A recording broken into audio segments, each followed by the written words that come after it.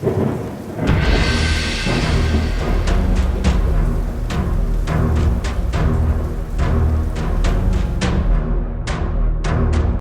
up, Headless Horde? Welcome back to the channel. So, just a couple days ago, we got a brand new Star Wars series over there on Disney Plus with the Skeleton Crew. And although the first two episodes were not the greatest thing I've ever seen, it was a good start to a new series. We're going to talk about that all right here in today's video. But first, if you could do me a massive favor and smash that like button and subscribe if you're new.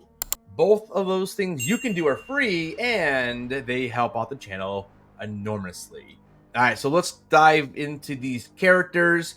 So in the first episode, we meet the children of the series. And, starting off, I'm going to criticize one thing. And it has nothing to do with the show. It has everything to do with Disney. Why in the world can Disney not create a character for the world of Star Wars? They literally took these four kids and said, hey, why don't we just make them the Goonies? Because that is what we get. Again, I'm not criticizing the kids. I think they did a pretty good job overall with what the script is wanting them to do. My criticism is Disney, and why can't we create a unique character that we've not seen before? This is the biggest issue with all of the Disney Star Wars. I don't know if there's any character that has really been created that is just so much better or even on par with what we saw in the first 6 episodes, under George Lucas. I would guess I would have to say maybe Jyn Erso, although I feel she's a little one-dimensional and she just plays a role, in a story, and we don't really get much depth. They're doing that a little bit with Andor, but I don't know. It just feels like we just can't create a good character. I guess maybe Mandalorian, but even Din Djarin, we don't know enough about yet, and now this series almost is ending, I guess. I don't know. Let's talk about the characters. So we have Wim, aka Mikey from the Goonies. So Wim is very similar because he wants to have an adventure. He likes to play with his figures. He likes to have make-believe lightsaber battles. This kid is just like Mikey. Mikey was all about trying to find One-Eyed Willie. And of course, what do we have? We have our own One-Eyed Willie in this series. We'll talk about that here in a little bit. But basically, this child is doesn't want to live the regular day-to-day life on the planet that he lives on. And we'll talk more about the planet too, because that's probably the best thing about the series thus far. Next up, we have his best friend, who is a blue elephant, and apparently not related to Max Rebo. But this is Chunk. Like, it's literally Chunk taking out of Goonies, given a trunk, and now we have a Star Wars Chunk. Even when he speaks, it's like you can just tell. Even his voice, which I feel like should be completely different. He has a huge trunk on his face, but he sounds like a regular human being. That to me is a miss. Like, if you want to bring the alien in to be his friend, I love that. But can we make it sound like an alien? Make it sound like a different creature or different, alien species that just doesn't sound like a human being. Again, I feel like it's a miss. And maybe because he's an important role, he is the best friend of the main character, and they want to make sure the audience can understand what he's saying. Fine, but do something different a little bit. I'm trying to think off the top of my head, what alien or different species in any of the original Star Wars movies or prequels has a regular human voice? I guess Dexter Jester in episode 2 might be the closest, but anyways, he is Wim's best friend. And again, I did like the scene where they are pretending they're fighting each other with lightsabers, and we kind of see the other group of kids off to the side. And again, I like how they included some alien species within that group. And, it's like we grew up in the 80s, if you like Star Wars, you got picked on. I mean, that's just the way it was. And so they're kind of making fun of them, goofing around, pretending they're fighting with fake laser swords. I did like all of that. Again, the criticism comes with characters because next up we have Fern, who is basically Mouth from Goonies, and then Josh Brolin, the bigger brother, Mikey's bigger brother. She's kind of like a mash of those two characters. She's a little bit arrogant. She likes to talk. She is like almost seems like the big brother of this group. And I do like Fern. I actually think Fern is the best character as of right now. We've got to make sure we see Fern struggle because right now she has no losses except for maybe the very end when she loses the gun in the fight against the pirates. But beside that, I mean, she is very aggressive. She took on the role of the leader of the ship already, lied to the droid and all that kind of stuff. But it's a good character so far, so we'll see. But again, there's definitely a mashup there of those two from Goonies. And then finally, we have her best friend, KB. And KB wears this thing around her eyes, some type of visor. And she does lift it up and down a couple times. So it's not like her only way to see and all that. And we did see her plug her visor into like a data computer and was able to get information. So it's kind of cool. It's definitely different. But again, the techie sidekick, it's Data from Goonies. Like, we have all of them. We got them all. The only one we don't have is Sloth right now. We'll see what happens with that. Why can't they make their own characters? It's really frustrating being a Star Wars fan because look at all the good characters that we've had. Like, think of like Clone Wars. Think of Rebels. Look at all the good characters that they have created. But for some reason in these live action shows, the creativity is gone. Like they're just literally taking characters from 30 years ago, or geez, is it 40 years ago at this point? And they just rehashed them and put them into Star Wars.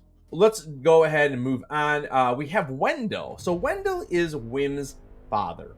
And Wendell literally says one thing in the entire episode. He's got to go to work. I got to go work. He's got to work. Mom is not around. We're not exactly sure what happened. They kind of play it like maybe she passed away, but also it could be, a divorce situation. So we'll find out hopefully more about that.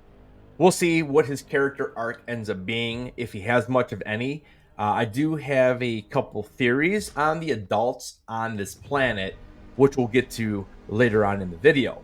Next up, we have Fern's mother, who's Kara, and she plays a larger role in the show, as you saw as she comes into the classroom when the kids are at school, and she starts talking about this really important test, and it's so important because it's the test that the kids will be able to figure out what they're meant to do in this world.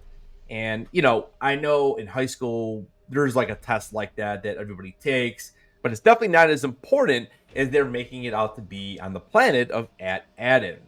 Now, speaking of this world at Adin, I feel like this is your biggest mystery in the show. Supposedly, the pirates did not know where this was because the kids get off of the planet, they find a spaceship, they travel away. For some reason, they don't know how to just turn the thing around and go straight back because, I don't know. But so they take hyperspace for some reason and go to this pirate port where we see all these pirates and they're there to try to find their way back home. And nobody knows this planet. Everyone's like, oh, that's legend. We never heard of it, or you're lying. So it mixed reactions. The kids are kind of like, what do you mean? It's like not even that far away, right? But the planet then is, they overhear someone saying that the planet is full of riches. It's considered a planet of treasure. What is the treasure? We'll find out. I'm not sure right now, but I don't think it's just going to be Republic credits.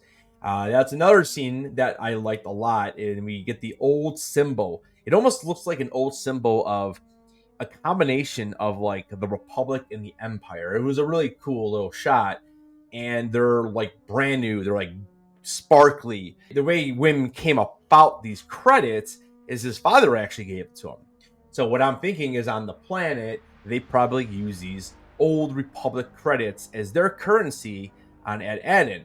and this was obviously found somewhere on this ship because somebody has to know about it because it's way too easy to find it.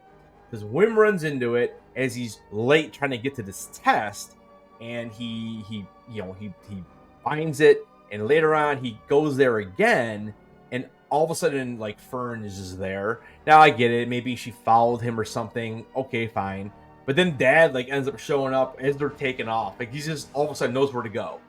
And that was like the one thing I really liked so far about this series is it doesn't seem small. It definitely has it seems like a broader area of space, and it's not like we're in a little room fighting with lightsabers like in the Acolyte. Because I feel like in the Acolyte, if one of the characters were to step 1 foot too far left, they would have been out of the shot. I was claustrophobic watching that show because I'm like, why is no one moving around? Everyone just stands still, and it's just like we're on top of each other. In this, at least we saw some nice shots, and it just seems a little bit bigger. Another thing I really did like was the opening sequence, and obviously right out of A New Hope, right? It's like when they're all setting up, waiting for the stormtroopers and Vader to walk through that door on the ship trying to find the plans.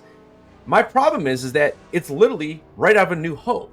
Once again, can I get some creativity? Why not, instead of blasters, why not have them rushing in with some pirate swords or something? And yes, it's cool. We all love A New Hope. But I don't need to see it again. We got something already very similar in Rogue One. When Vader first comes on, we kind of get a little setup like that, and then we see it again. And so it's like kind of like the third time that we've seen the same scene. And I just feel like they could have done something a little bit cooler. They could have changed it up a little bit. Have that opening shot of them all kneeling down with their blasters facing the door, and then have something else happen instead. I don't know. I just feel like it was a big miss. Again, it's cool to see, but on my second watch, I'm like, okay, so that was cool, but like, I wish it was different still. All right, next up, let's talk about Jude Law's character. So his name is Jadna Nawud, and we have not really heard the name yet. But my first impression is, I think what's going to end up happening in the show is I don't know how important these pirates are. I think they're kind of just there for them to have someone to fight, right? And someone to be chased by and someone to run from. I don't know how important they really are going to end up being.